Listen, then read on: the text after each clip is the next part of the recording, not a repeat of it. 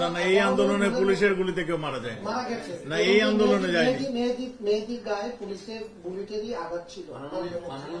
আমি সেই তর্কে যাচ্ছি না মাননীয় মন্ত্রী, সেটার বিষয় না, কিন্তু যে বিষয়টিতে যে জায়গায় গিয়ে এখন পরিস্থিতিটা পৌঁছেছে তাতে করে for the sake of better বা কোন একটা ভাইব তৈরি করার জন্য হলেও এই যে অন্যদের কথা তো বলতে পারবো না, আপনি সহ অন্যদের সেই স্যাক্রিফাইসটা করার সময় আছে কিনা যে মন্ত্রীর থেকে আপনারা সরে দাঁড়াবেন। তো প্রয়োজন হলে যে এইরকম যদি কিছু সিচুয়েশন আসে, মাননীয় প্রধানমন্ত্রী যদি মনে করেন আমরা সবসময় দেশের জন্য কাজ করি, আমরা সেইটা করব যদি প্রধানমন্ত্রী মনে করেন। প্রধানমন্ত্রী, আপনি বলেন যে এই আন্দোলনে পুলিশের গুলিতে মারা যায়নি, তাহলে কাদের গুলিতে মানুষ মারা গিয়েছে? আপনার জানা উচিত মাননীয় সাংবাদিক, আজকে আমাদের কাছে যে গুলির এইগুলো আমরা পেয়েছি, এগুলি অনেকগুলোই পুলিশের রাইফেলের গুলি নয়, পুলিশ ইউজ করে না এগুলো। মানে সেটা কারা করে? আমরা তো দেখেছি যুবলীগের নেতা, আপনি যুবলীগের নেতা দেখেছেন, যুবলীগের নেতা তাদের বাধা দিতে গেছে, গুলি করতে যায় নাই।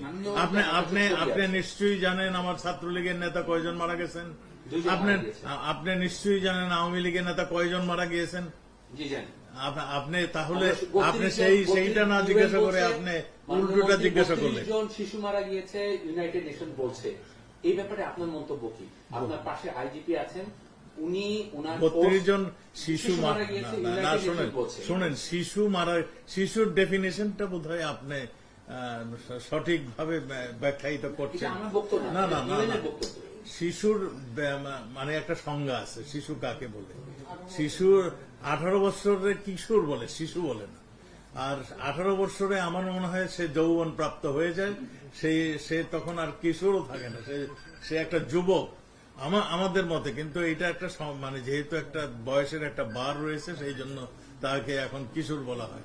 16 মানে শিশু, কোন শিশু এখানে মারা যায়নি। শিশু বলতে আমরা যেগুলি বুঝি সেই কোন শিশু মারা যায়নি। এখানে হয়তো 2-1 কিশোর মারা গিয়েছেন।